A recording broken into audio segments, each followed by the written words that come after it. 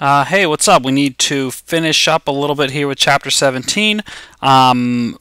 We basically went through everything we need to go through. We just need to talk about one little mathematical idea here for a little bit, and then we'll be good. It's this idea of finding combinations when we had five things and we needed to choose two of them. There were 10 different ways to do that, and we made a list of different ways, but we need a better way to do that. When we have large numbers, the method that we use just is not going to work. So let's go ahead and try to get some verbiage down here, and then we can maybe do something with it. So we have a few examples here. The first one, suppose I have a group of 4 students and I want to choose one of them as a volunteer. So students A, B, C, and D. If I want to choose one of them, I can choose student A, student B, student D, C, or student D. We're going to call this for choose one. And how many different ways are there to do that? Just 4 ways. You could choose each of the 4 students. So that one was meant to be an easy one to start with. Let's get a little bit more intricate here. Suppose I have a group of 4 students and I want to choose 2 of them as volunteers. And how many ways can I choose 2 out of the 4 students? Well, keeping with the A, B, C, D that we had above, let me see. I could choose A and B. I could choose A and C. I could choose A and D.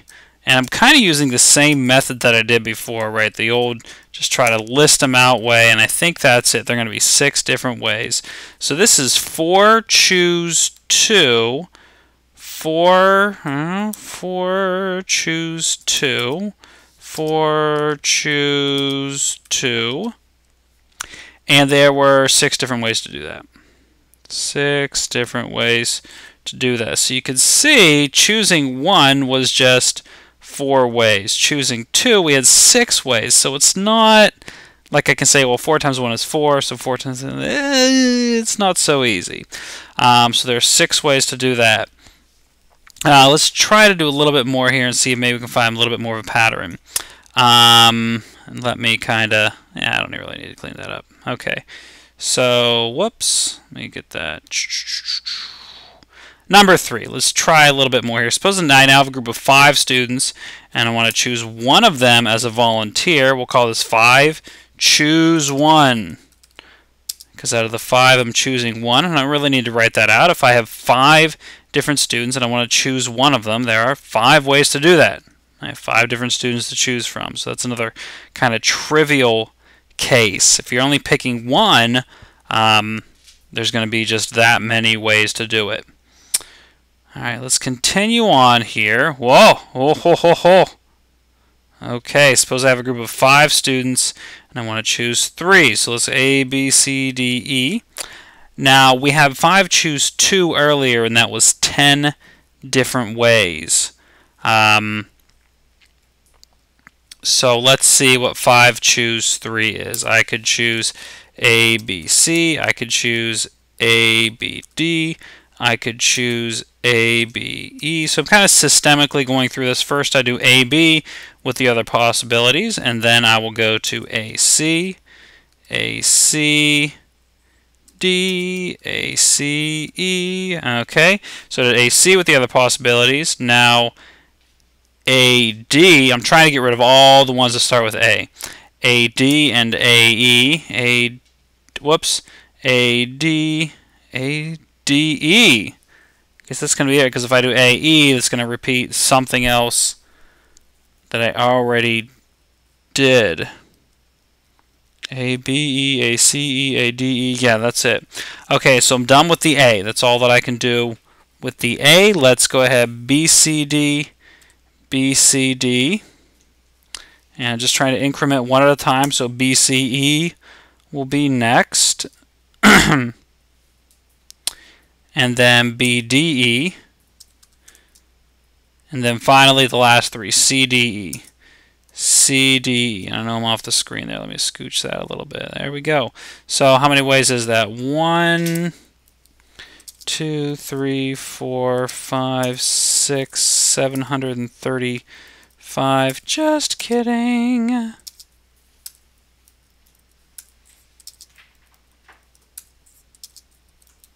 Sorry, just trying to format this here so I can read it a little better.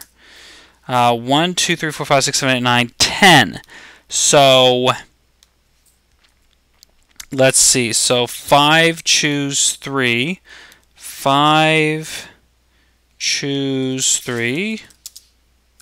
And there are 10 different ways to do that. And this was kind of an anomaly because 5 choose 2 was 10 and 5 choose 3 is 10.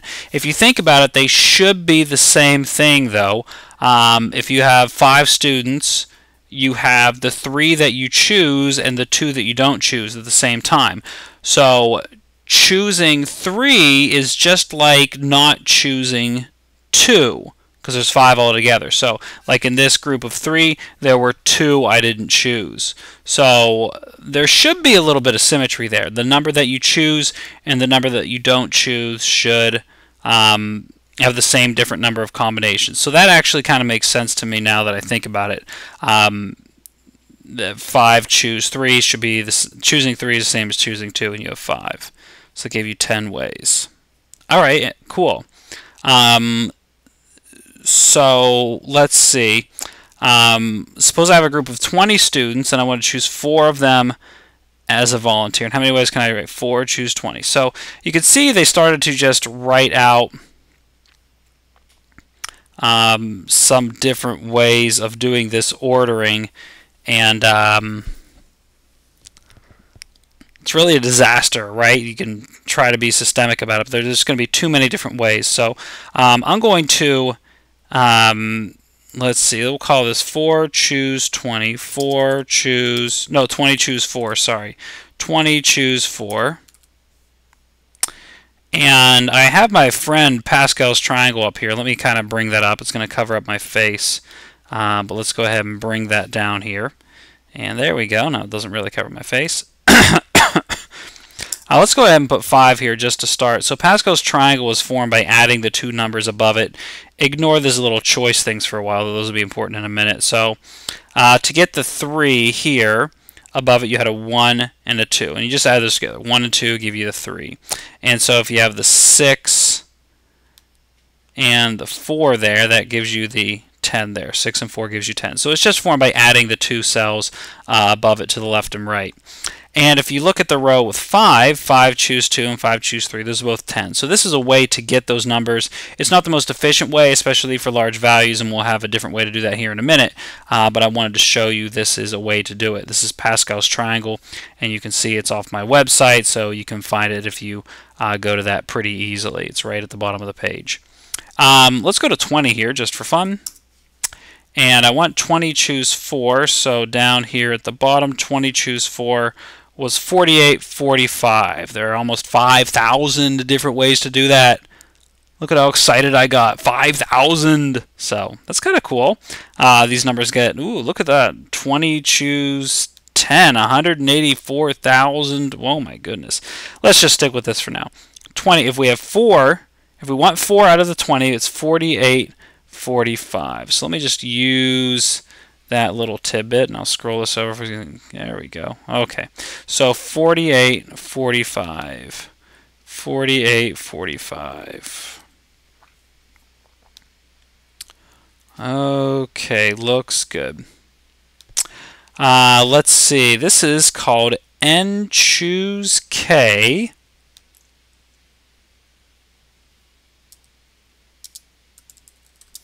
And choose K. Hang on, let me bring that down so it doesn't go on another line. Or I'm going to add another thing here. Sometimes we write this with subscripts. Let me see if I'm smart enough to do it. Nope. Anywho.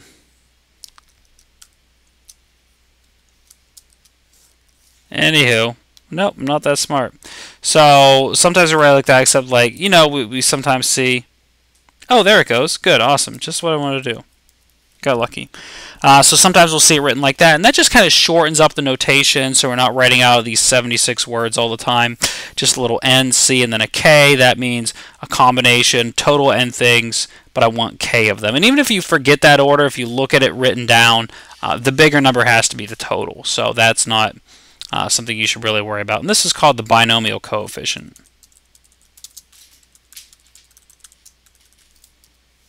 Okay, the binomial coefficient. So this gives us the number of ways to arrange k successes in n observations, and it's used in other things, just in general ordering as well. It's not just for this. It's kind of handy throughout all of probability stuff, or just counting stuff.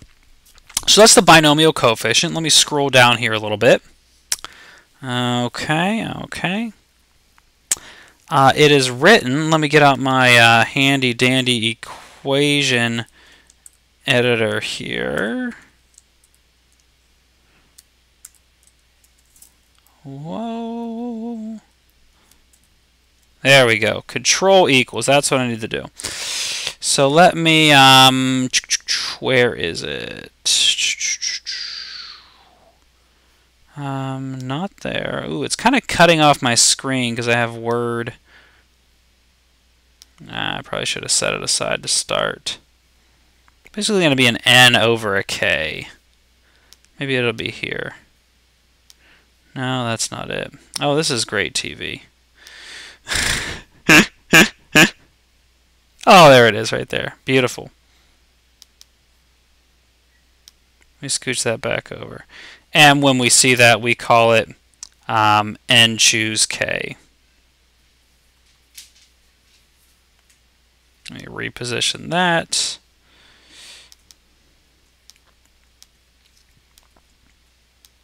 And not chose, and choose k.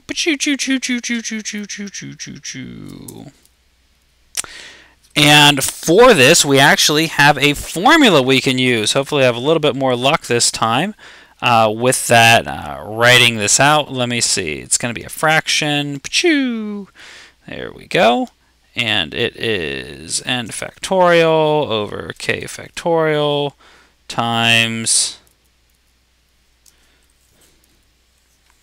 n minus k factorial. So just as a small example here, 4 factorial is 4 times 3 times 2 times 1, or 24.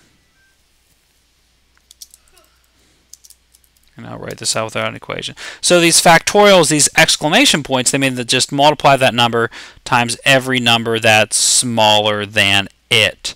So, so 5 choose 2.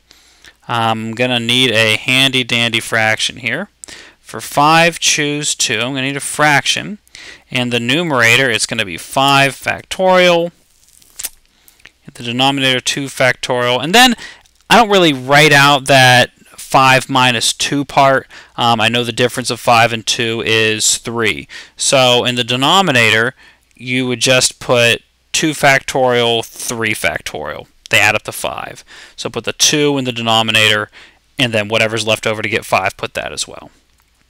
And you actually don't have to use this. Your calculator as a function that'll do it. But I want to show you how this comes about. It's not just magic. Do you believe in magic? Okay, hang on a second. I need another fraction.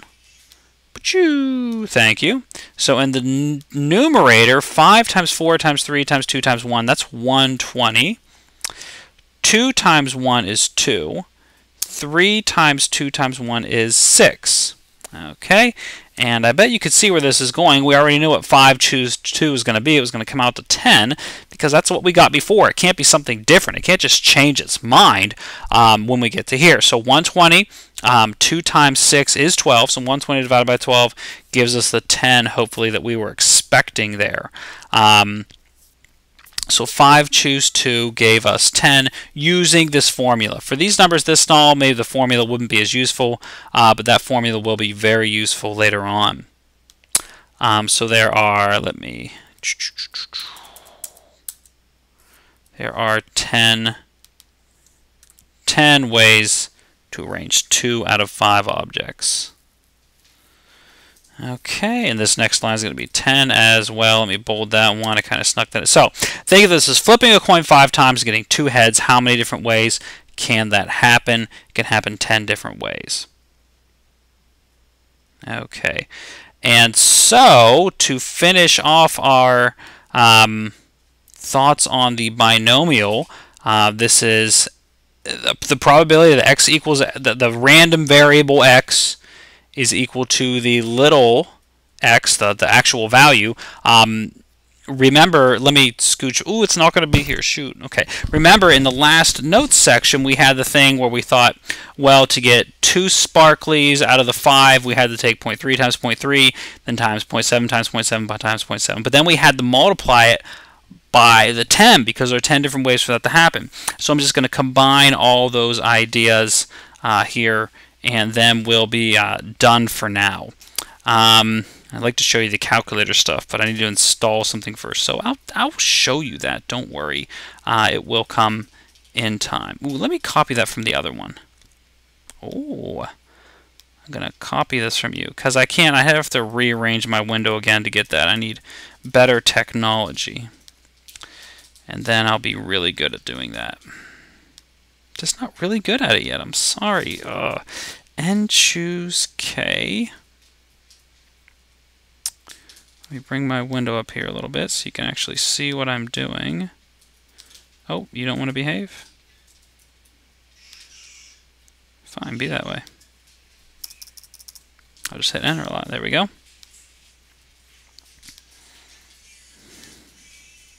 Okay, the probability of a random variable, let's say that it equals k, because I use that letter there. Okay.